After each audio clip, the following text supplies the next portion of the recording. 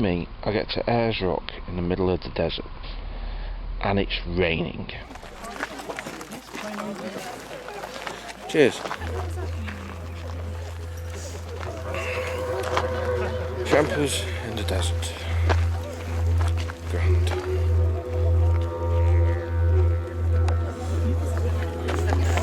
Go on then, I'll try the croc again. Beautiful. Thank you. That's my little favourite.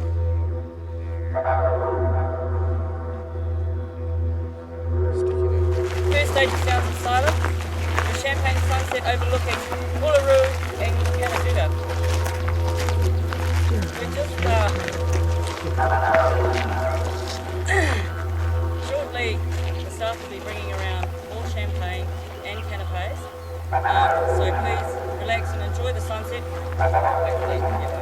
And there you go, Uluru.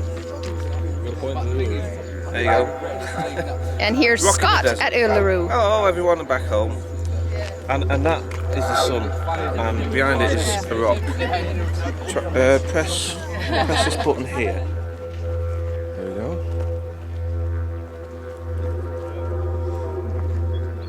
I think we might get some closer views to Kakatulu, which is a set of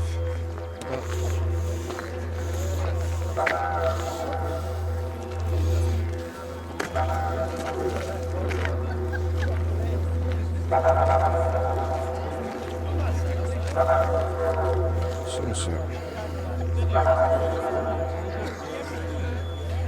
That, of course, is not Ayers Rock.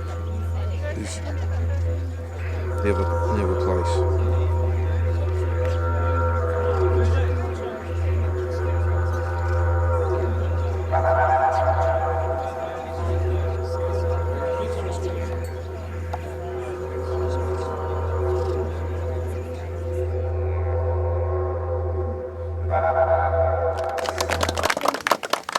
Good evening, ladies and gentlemen. Are you hungry tonight? Yes. That's nice.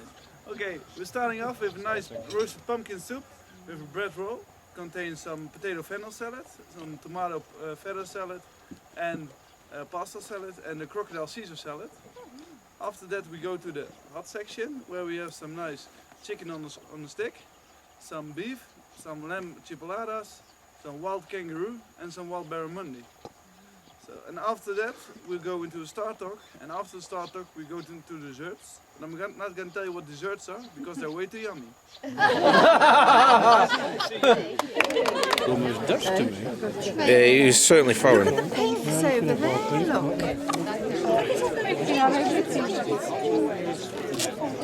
That's great. Everything can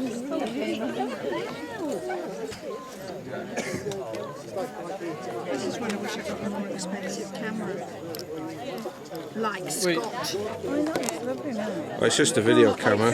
A digital camera is not that good. Oh, it's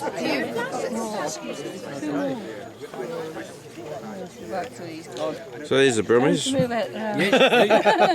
Hi, we're the Brummies. I've been, yeah. No, we ain't. I've been, yeah.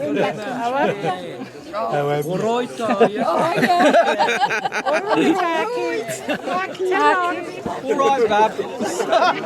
And the Canadians are on that team.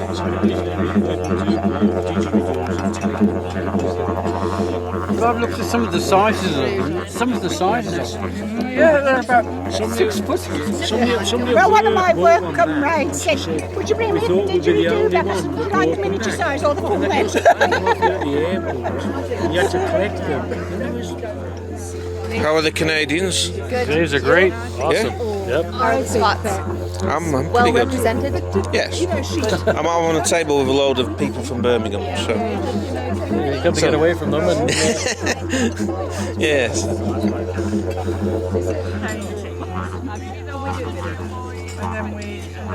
It's about 3.5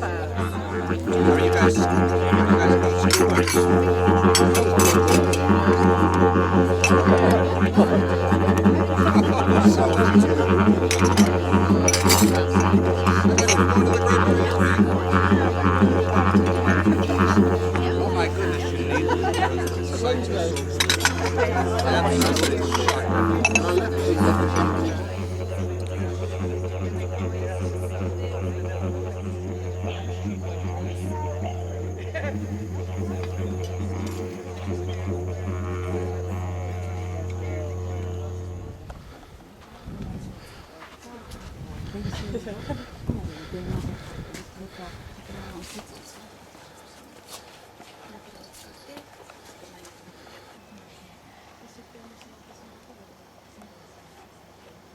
Okay, is everyone excited?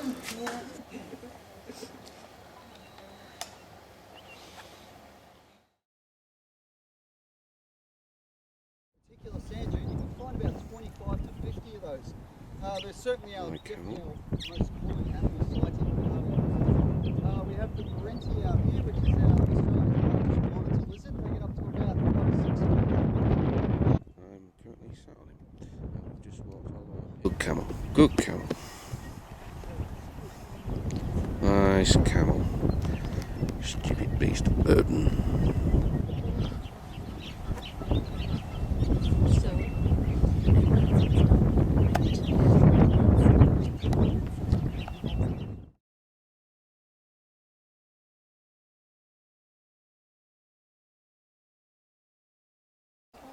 These large bushes on your left here are called mulga bushes. They're a pretty important plant for the Uluru. They use these guys to make a lot of their wood products. The wood from the mulga bush is quite hard. It's one of the hardest available out here. They make things like bowls, boomerangs, animal carvings. They also use the more slender branches to make spear points.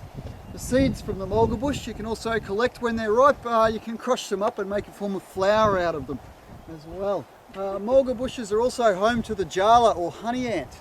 Is everyone familiar with a honey ant at all, or no? No, honey ant is a type of ant whose abdomen actually swells up and you can actually eat their abdomen. It contains a very sweet nectar-like substance. So you actually break off their abdomen and you're eating their bum. If you take care, you can actually release the rest of the ant. It will survive, it will regrow its abdomen. So you can come back in 6 or 12 months to the same nest and it will actually, it's a renewable food source, which is quite handy for out here. Right, back at the farm, we found a huntsman inside our shop the other day, so remind me when we get back and I'll show you our huntsman. But this hole here is a pretty standard hunting hole from a sangoanna. They come around, they do a lot of digging, as I said, during the daytime, but this hole here used to be the home of a barking spider, one of our largest spiders out here, a member of the tarantula family. These guys can live for a very long time. The females can live for 20 to 30 years. They can dig amazingly deep holes to avoid the heat of summer. We had a guy come down from Alice Springs Desert Park to capture one of these guys. Really hard, the spines will go straight through jeans and they have a habit of actually puncturing the skin and snapping off under the skin. So walking around, you do have to take care to avoid stepping into them. Falling over into a patch of this stuff, very, very uncomfortable. Spinifex covers about 12% of the Australian continent, so it's a pretty impressive species just for that one fact. Very, very flammable. If you put a match to this stuff, it burns very rapidly. So if there's a bit of a breeze blowing, an area like this will burn very, very rapidly. You've got no hope of containing a fire through Spinifex. The only thing our fire brigade does out here is try and protect buildings. That's all they can do. Otherwise, fires just tend to be left alone to burn out. We did have a fire out here going back about 3 or 4 years ago, and that burnt out about 500 square kilometres. It was a massive fire, that one. These guys are all surviving off rainwater at present. What they're doing is they can't afford to branch out with the shortage of water or lack of water, so they send out an enormous taproot. They spend about 30 or 40 years of their life sending out this taproot to reach an underground water supply we have out here, an artesian water supply. It's one of Australia's largest artesian water supplies, in fact. So these guys establish a taproot and then they can afford to branch out. They turn into these trees that you can see ahead of you here. Mature desert oaks, once they've established that taproot, live for a very long time. Some desert oaks have been dated at over 500 years old. They are a protected species in the Northern Territory. Also one of the world's hardest woods. So you'll notice a lot of them, the outsides of them, they've been burnt. The fires, as I said, they burn very rapidly across the landscape out here, so the fires never actually get hot enough to burn the desert oak, so they're pretty much fireproof out here.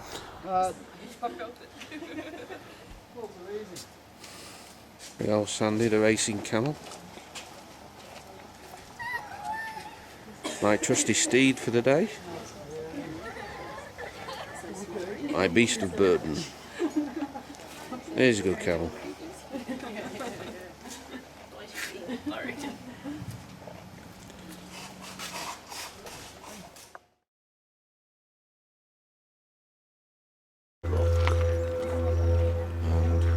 is.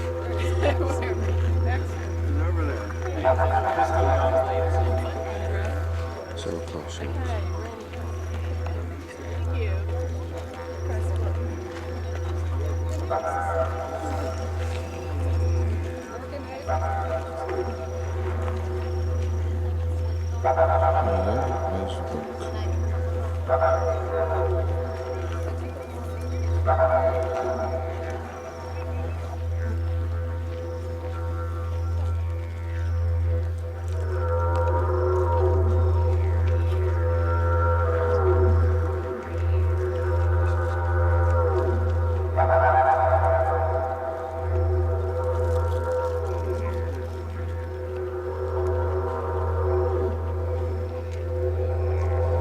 Okay, so here we are.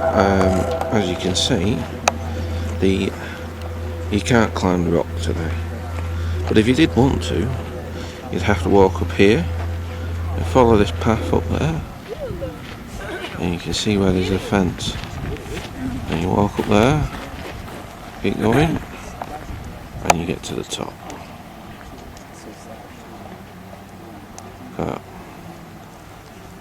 But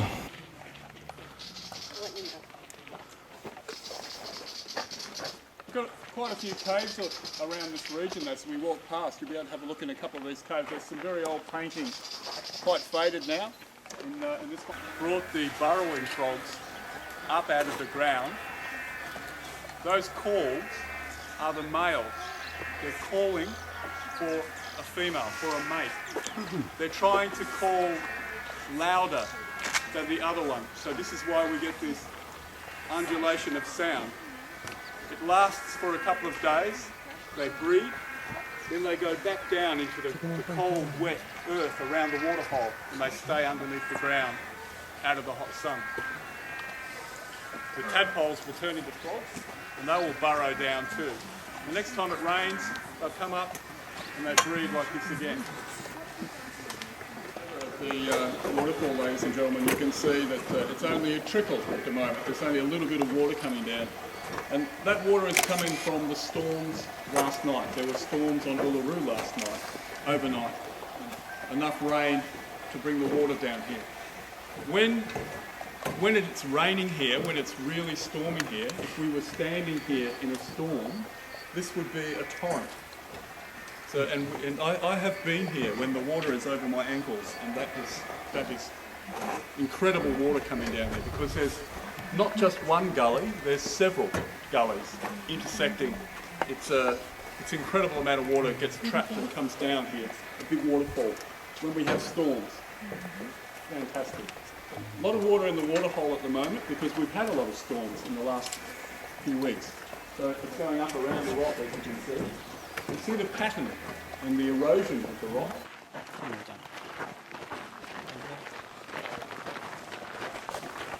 There's some great old photographs that were taken in the 1930s. All of that lower part was covered in the sun there. In Central Australia, most of the paint was made from crushed ochre. So when you're looking at this gallery here, you're looking at orange, yellow and red, and that comes from the ochre.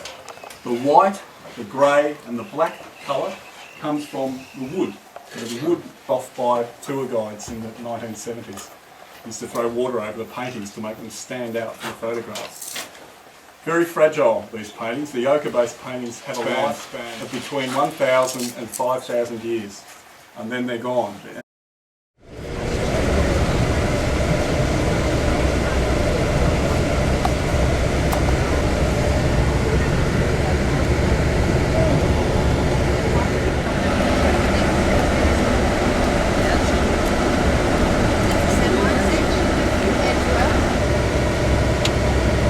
Guys, Catatuta and Mount Olga, the Olgas, well, Mount Olga, there is only one Mount Olga, but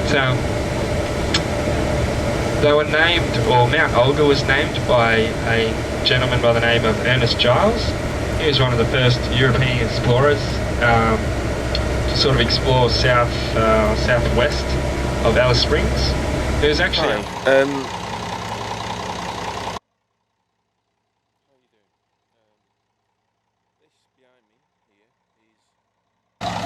and it was bloody hot. It's about 40 degrees today, and boy, Not half sweat, I tell you. Nice, huh? Anyway, there it is.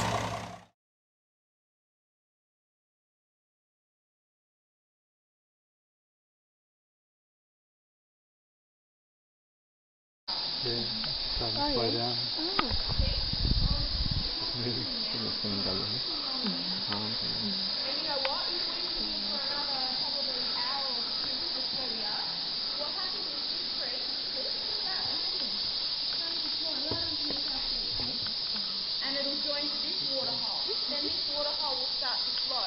It will follow all the way around and go into the main water hole of the Garden of Eden, and then it'll exit out of a keyhole. I am a cock in a frock on a rock. That was filmed here, guys. Check out the movie and see if you recognise it. Any of you blokes want to reenact? I've got some stilettos. No? Alright, we'll go through the lost city then.